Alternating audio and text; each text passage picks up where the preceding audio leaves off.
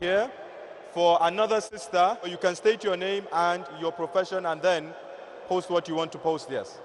Okay, my name is Yemisi Timothy. Okay, you were here yesterday, I believe? Yes, All I right. came here and I asked a question. And I was convinced with what the doctor said yesterday. On getting home, I asked some of my guardians about it. I was like, okay, there are some portion of the Bible that the states in short, from Genesis to Revelation of the Bible, the way the women dress, everything about them was perfect with the way the Islam women dress also. Then and I concluded in my mind that okay, if the Islam should choose, if the lady, as in the women, are dressing, are following the perspective of the Bible, why then the Christians are not doing it? So I'm convinced with that if they are doing so, then why am I also in Christianity since they are not following what the Bible stated?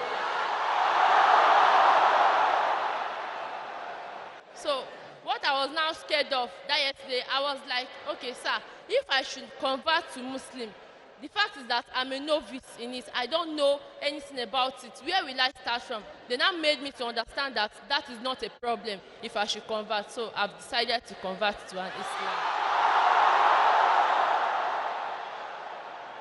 May Allah reward you, sister, and may Allah bless you that you asked so many questions yesterday and now you have got convinced about Islam and about the dress code of the women. MashaAllah. Sister, do you believe there is one God? Yes, I do. Do you believe Jesus is God? No, no. Do you believe Jesus is the messenger of God? Yes, I do. Do you believe Prophet Muhammad is the messenger of God? Yes, I do. Is anyone forcing you to accept Islam? Sir? Is anyone forcing you to accept Islam? No, no, no, no. Are you doing out of your own free will? Yes, I'm doing it willingly from my heart. Okay, sister. I will say in Arabic and you repeat it. Sir? I will say it in Arabic and you repeat it. Okay, okay.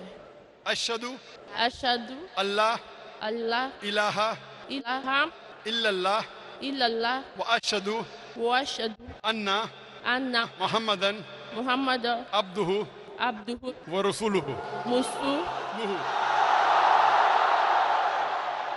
I bear witness I bear witness that that there is no God there is no God but Allah but Allah, and and Prophet Muhammad Prophet Muhammad is is the messenger the messenger and servant and servant of Allah. of Allah. MashaAllah, sister, you have become a Muslim and may Allah grant you Jannah.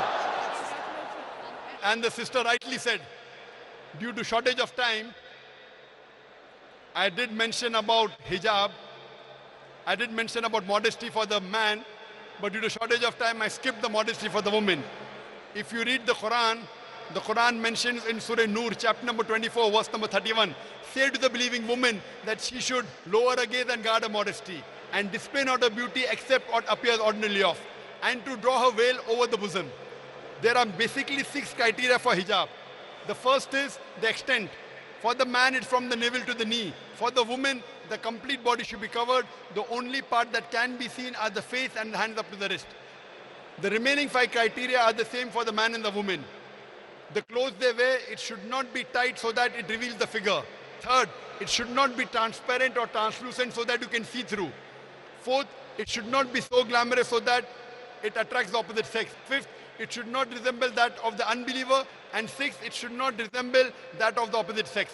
And this is exactly what the Bible says. And the sister rightly said, if you read the book of Deuteronomy, chapter number 22, verse number 5, it says, the woman shall not wear clothes that which pertain to a man, and neither should the men wear clothes of the woman. Anyone who do that are doing an abomination.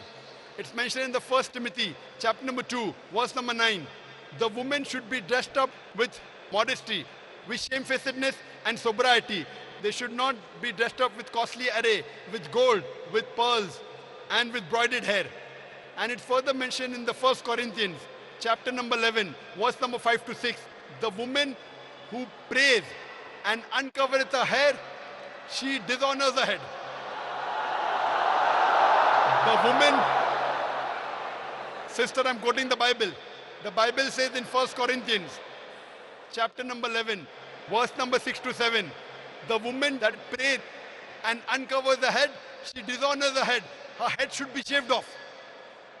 So according to the Bible, if a woman that does not cover her head and she prays, her head should be shaved off.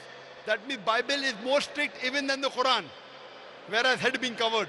That is the reason if you see the photograph of Mother Mary, you see the photograph of Mother Mary, she's dressed up just like a Muslimah. Her complete body is covered.